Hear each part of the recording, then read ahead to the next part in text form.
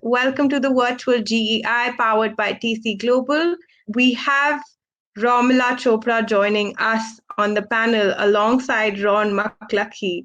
The session is about future of work, the fluid workforce, engagement, and well-being.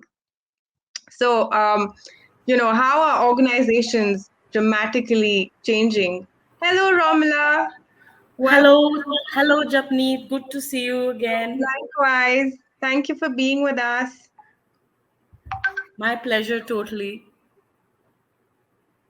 Okay, so we are waiting for Ron to join in. He Yeah. should be in about a minute or so. Okay. So, Romila, would you want to give a bit about yourself to the audience who's watching us? Sure. Are we waiting for Ron to join in? But I'm happy to start. Yeah, So, sure. yeah, so I've been around for some time now, over 2 decades, and been with TC Global for last 3 years or so. And I've been mostly in marketing, in L&D space, and very recently in the HCM space. So that's all about me, and it's great working with young people around at TC Global. And let's looking forward to a great discussion today.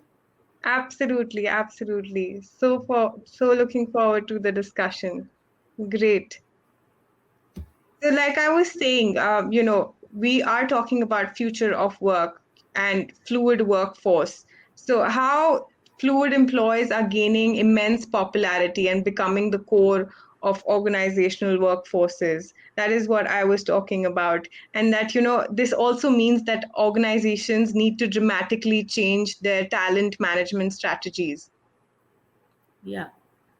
Very relevant in especially in today's time post covid. I think Right. you couldn't have chosen a better topic to discuss about the future of work, because fluid workforce, while it's always been around, has never been so critical as it is today, that I'm sure organizations across the board, Right. I mean, irrespective of the size, are today looking at engaging a fluid workforce and working with them. Right, So, right. very, very relevant discussion in today's time and age. Right. I think it makes a lot of sense wherein you said, irrespective of the size of the organization, everybody is looking after how they can keep their employees engaged, whether if it's a big uh, organization or a small business, everybody is looking into that. So, yes, Absolutely. that is definitely true. And how they are, trying to build a culture where fluid workers integrate well and ensure an overall employee engagement. So, Absolutely true, Japneet. I mean, you make such a good point here.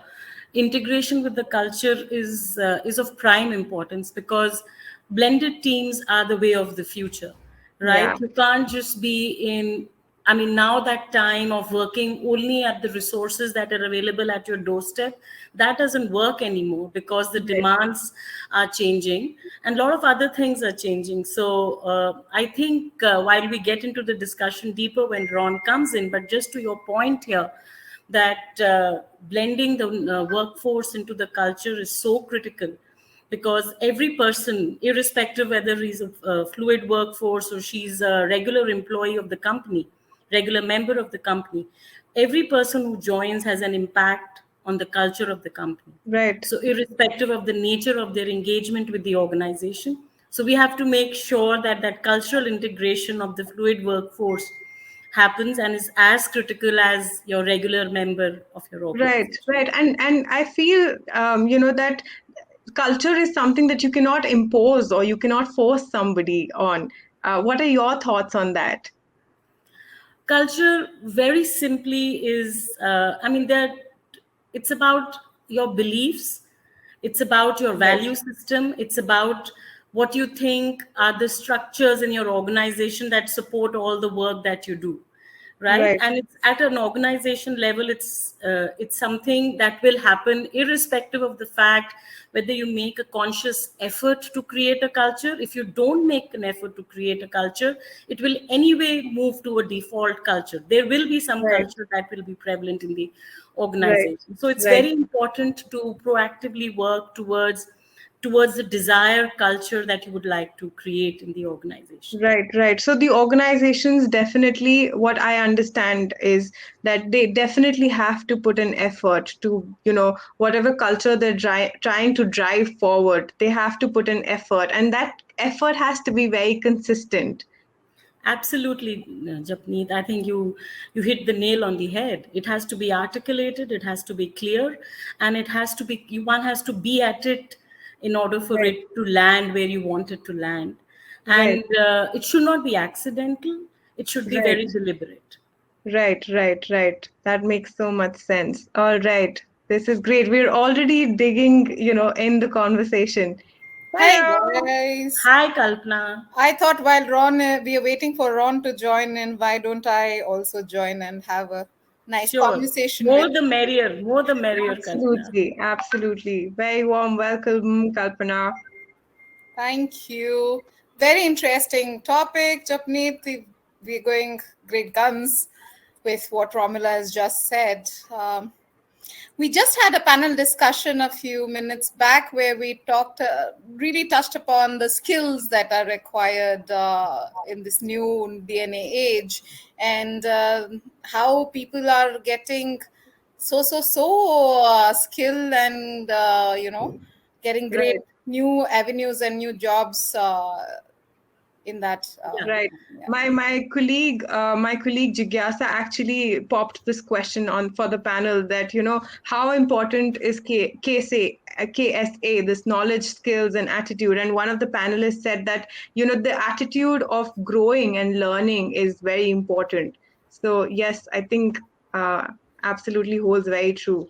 Very true. And I would just say that we always hire for attitude. Rest Right. of the things are trainable, learnable, transferable. But while attitude, yes, you can probably change your attitude with time, but definitely hire for attitude all the time. So I think So, attitude Ramila, makes a that very big leads us to piece. another question. What is attitude all about? What kind of attitude are you looking at Are when you talking about the fluid workforce or in general?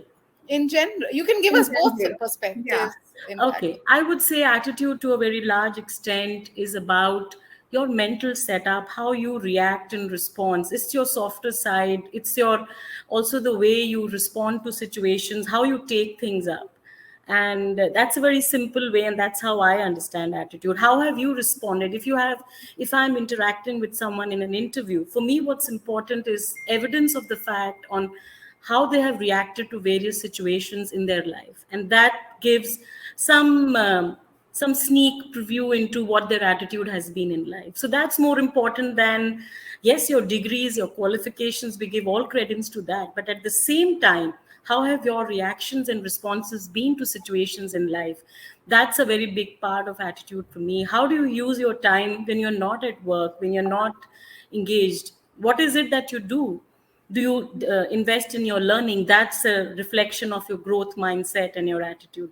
So attitude is a very vast subject to cover, but there are sneaks, previews, evidence that one looks for when interacting with someone to gauge the attitude of the person. Right. Right. When you mentioned, Romila, when you mentioned about the softer side, so are we also counting this as a soft skill? The mindset, the attitude, are these the soft skills that we are looking in a current scenario? And that's what I've learned, that soft skills are harder to learn. So what is your take on that? Absolutely. Actually, Japneet, see, everyone, I mean, I could have a degree in engineering, and in an interview, I could test the technical knowledge, right? Right. There could be a technical round, and someone can test a technical knowledge. What is really hard to even assess, as I said earlier, is the attitude and the softer side of the person, as how the person would be when they're left on their own. Yeah. It's not a question paper that you can put to someone, right? Yeah. So that's very hard to get. It's hard to assess as well.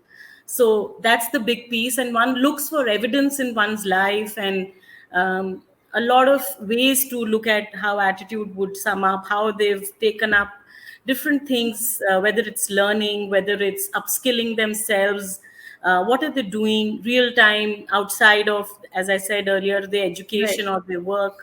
So all those things kind of sum up on what's your attitude towards your life in particular. Right, right. So In our fact, yeah, to add on to that, what Romila just now said, I was talking to a few universities, and what they have come up with, the career centers, they get these students into groups to do case studies where they are assessing their attitudes. So they get them to be in a room, wait for 2 hours, and then they see what these kids do. Do they pick yeah, up a journal to study, read it, or do they while away their time on mobiles or whatever there is? So they come up with great, ways to assess and teach those soft skills to their students. So, hi, Ron. hello Hello, Ron. Ron. Hi, everybody. My sincere apologies. I got the time zones a little bit messed up, so forgive me. My No No apologies. My problem, bad. Ron. No, No problem. We same totally at all. understand. Thank you, Ron. So I take your leave. I leave Ron. Thank you, Kalpana. Thank you Me very You're much. too. welcome. Bye bye. So very warm welcome, Ron. We were in the discussion about the future of work, fluid workforce, and we were just talking about. But before we begin, Ron, do you want to give a short description about yourself to our audience? Okay, well, good evening, everybody. Welcome. Lovely to be with you. My name is Ron McGlucky. I'm a leadership consultant, coach, and I guess organization development consultant. I work globally, and I've been very strongly associated with TC Global for the last 5 years in the transition from what used to be the Choppers to the very exciting future TC Global. So I guess my speciality is leadership development, learning and development, and in many cases career planning. So I also work with a number of organizations on helping the organizations and the people in them equip themselves for the skills for the future. Great, Thank you. great, great. Thank you, Ron. So now I'm starting from the start. I would want to know, what exactly do we mean by fluid workforce? So, Ron, if you want to hit start on that, please go ahead. I think the what organizations really mean by a fluid workforce is that with the way COVID has impacted organizations the world over, the whole work from home, with talent shortages the world over, what we really mean by the fluid workforce is that the nature of employment, I think, is changing very rapidly from individuals having one job with an organization for some time. And the fluid workforce is really about organizations using a variety of sources of talent. Undoubtedly some maybe full-time people, some contract people, some gig workers. And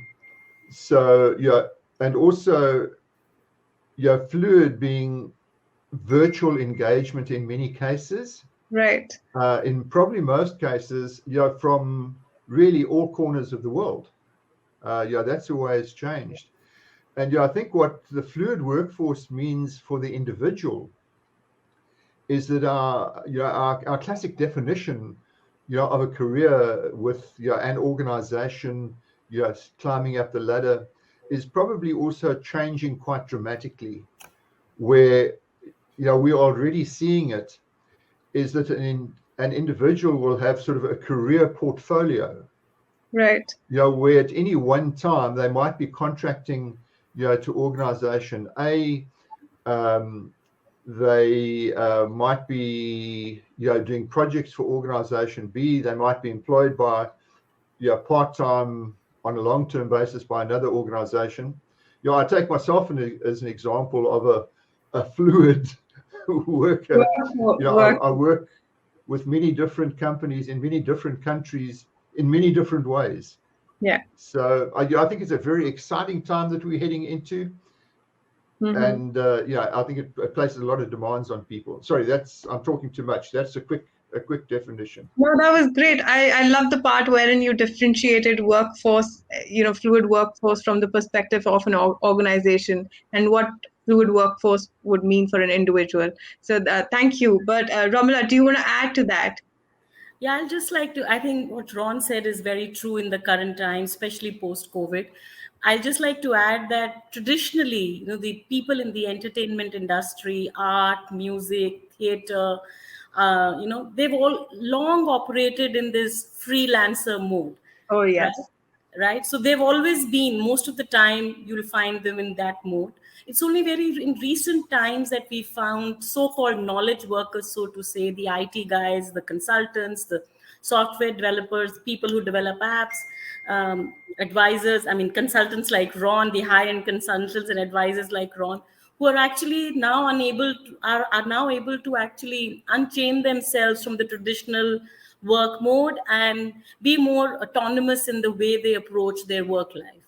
And I think that's what's constituting the fluid workforce now. And that's why the term has become so relevant, and it seems like an emerging trend because it's now started impacting people who were traditionally in work mode.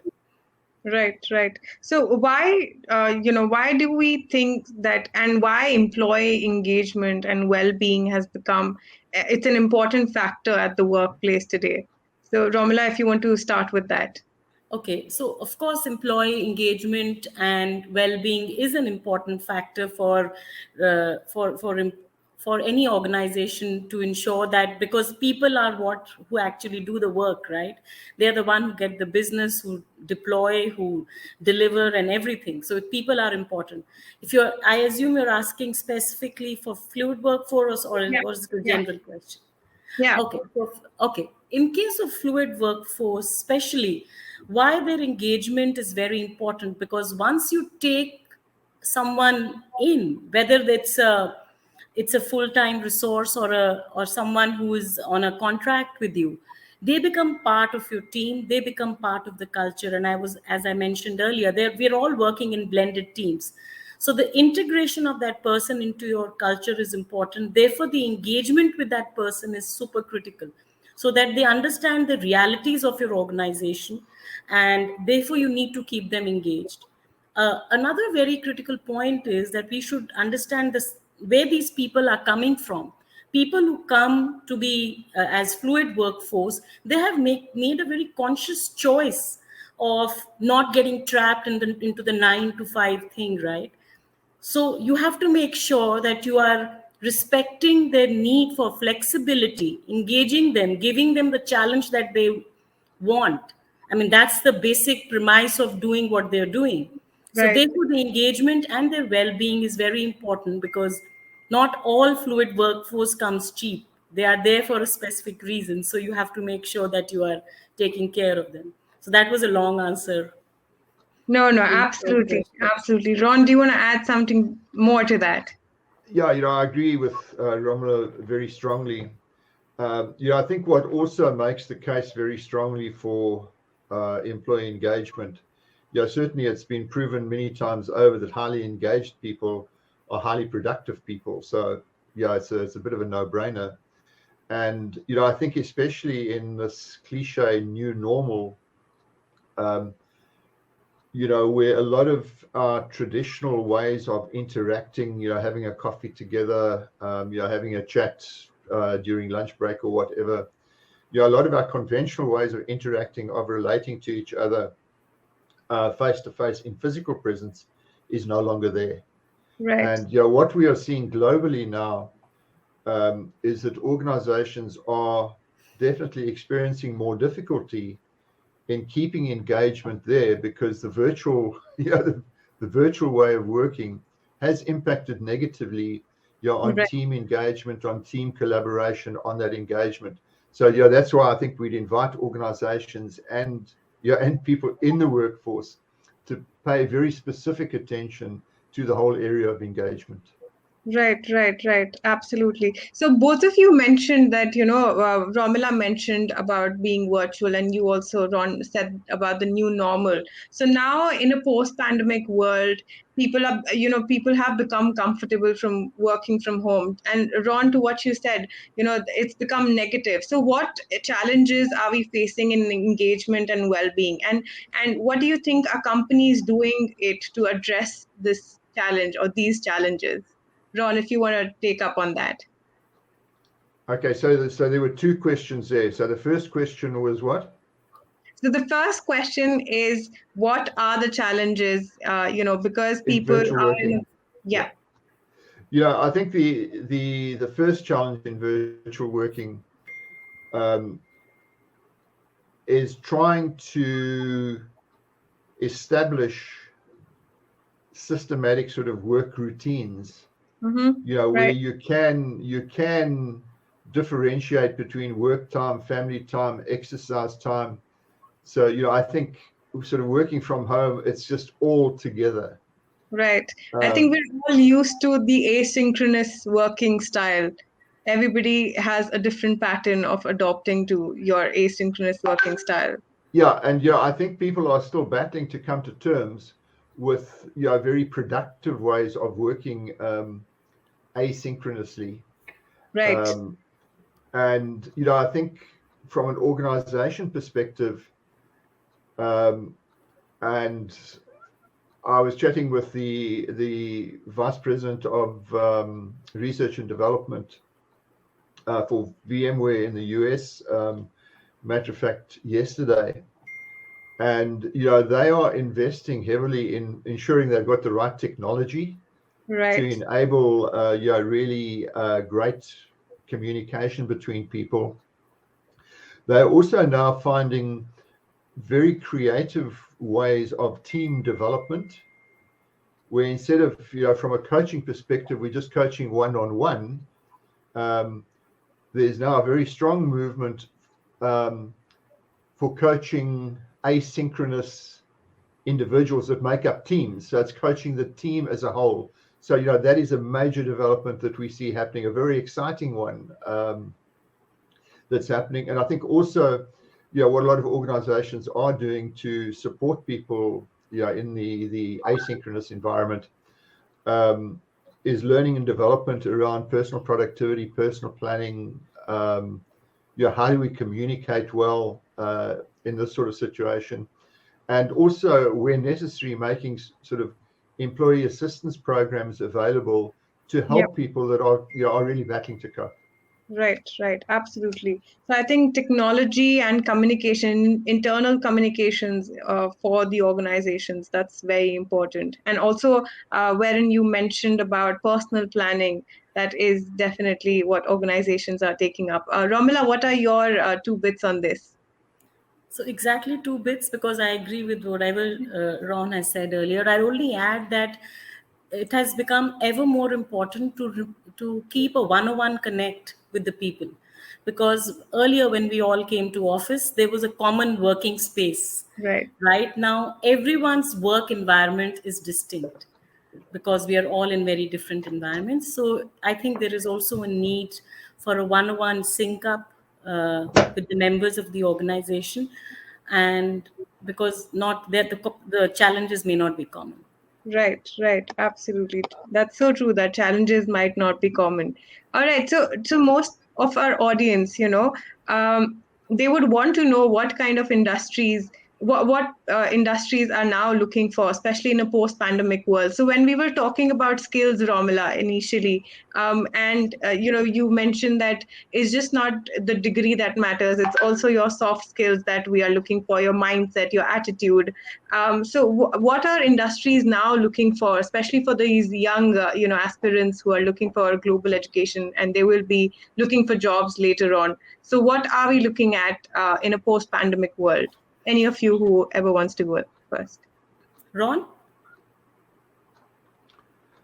Well, it's quite interesting. At TC Global, we are, going through this process at the moment.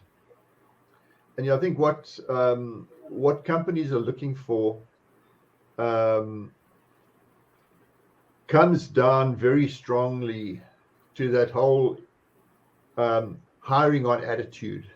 Right. Yeah, and not on qualification. Yes, the qualifications are essential to get, to even be considered for many roles. But then in the assessment process, where's the person coming from in terms of attitude? Positive approach, can-do attitude.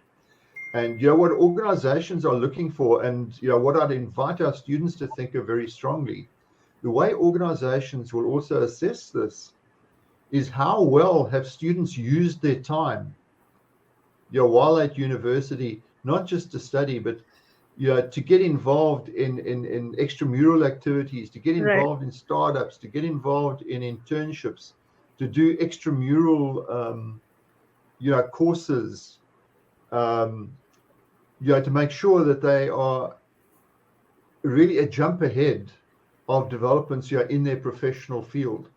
So it's that attitude, and it's absolutely the achievement motivation that people are aspiring to achieve great things, and also the whole idea of ongoing learning. How are people learning? How are they keeping themselves up to speed? That would be my take. Yeah, absolutely. So, So, Roman, what yeah, about I'll just like to, so 100% agree with Ron there. And I'd just like to add a couple of more things that we look for. Very important is that ability to collaborate, yeah, and evidence of Yeah. that, whether in their college life or to the university, any projects you might have taken up. So collaboration is a very big key, because the reality is, even though you might be an individual contributor in the beginning of your career, you will end up collaborating with people. So we right, look for collaboration for sure. Of right, course, the basics of communication, confidence need to be there. And the other key skill would be creativity and problem solving. What happens when you are stuck? What do you do when you are stuck? So that is something that is definitely taken up and discussed when we are looking at people. And there are ways to assess that. You could right, challenge a person and do and see what they come up with. But that's definitely a skill for all those who are undergoing university education. That always think about, how do you solve a problem? What's your approach right, to tackle a roadblock? I think that's right. good. If I Absolutely. could just, if I Yeah, could just add one more point to that, Romola's points are just raising a few more things. Especially, our students are going to be working internationally in, US or Canada or UK or right, whatever, is really being very sensitive to the whole diversity issue. right. Yes. Yeah, Because organizations now are deliberately looking for high levels of diversity, and that's not just gender diversity. It's cultural diversity, attitudinal diversity, skill diversity. right, So being able to, as Romulo was saying, collaborate, but also collaborate in a very diverse world with many different cultures, and respecting the fact that diversity is beautiful. It adds so much richness. right, right. Absolutely. So, Ron, I'm curious to know if this is one of the skills that probably, students can write up, that, looking for diversity. Is this something that you would probably be intrigued on if you see something like this on a CV? One of the questions that has been asked is also, what kind of relevant skills are we looking at? So what's your take on that, Ron?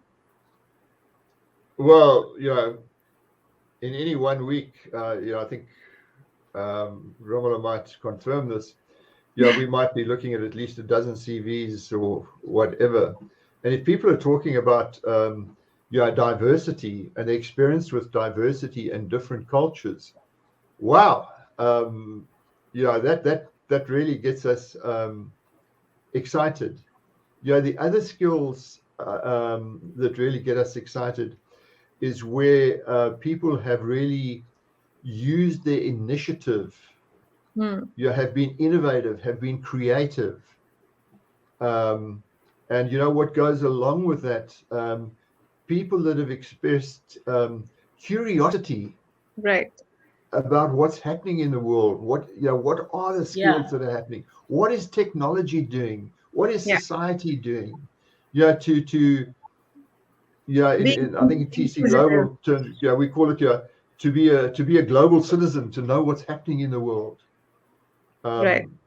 Romola can probably add a lot to that. No, absolutely. I think just to sum that up, we're looking for cultural intelligence, whether you understand the nuances, and especially, I mean, with respect to fluid workforce, today you might be working on a project here in India, and tomorrow you might be in another project in another part of the world. Are you able to make that shift about being culturally sensitive? And the Right. other thing that Ron spoke about, being contextual about where you are, I think those two things are very important. That Right. two skills apart from what else we discussed earlier. Right. Love the term intelligent, cultural intelligence and It's a great one. culturally sensitive. That is very impactful, especially, now. So, Romila, to add on, I mean, a counter question to that. So, what do you think that, how important, what is the importance of cultural adoption in fluid workforce? What is the importance of cultural adoption? I think it is a foundation at which this entire system will operate. Right. Because to begin with, if we take a fluid workforce in the traditional sense of the word, that those are not full-time employees of your company, they will rely on uh, they will rely on the quality of their delivery and referrals to get more work, right? And a Right. lot of work today is not just about the final outcome or the result, but how you've actually been with the team. Were you a disruptor or were you an enabler in the team? The Did you process. help things move forward? What Right. was your impact? Were you valuable to the team when you were working? So I think in that sense, that cultural sensitivity, that cultural intelligence for fluid workforce is super critical. It is the basis by which they move and float from one organization to the other and be sensitive to the different environments in which they work in. So if Right. you are planning to pursue a path of being a fluid workforce, work around the globe, be a global workforce, then you might as well get your piece on culture and adaptability, being flexible, absolutely on point. Wow. Nailed it. Beautifully summed up cultural intelligence and cultural sensitivity. And Ron, what do you think about that? How important is cultural adoption in the fluid Yeah, workforce? quite honestly, I can't add a hell of a lot to what Romola's said. Or Just on, you supporting can. it. I'm just taking, in my personal situation. In the last 2 weeks, I've been working with groups of people in New Zealand, in India, in the US, and in Europe. And the cultures of the people in those different places are very different. Right. And just being, as Romola says, that cultural intelligence, just understanding that I'm dealing with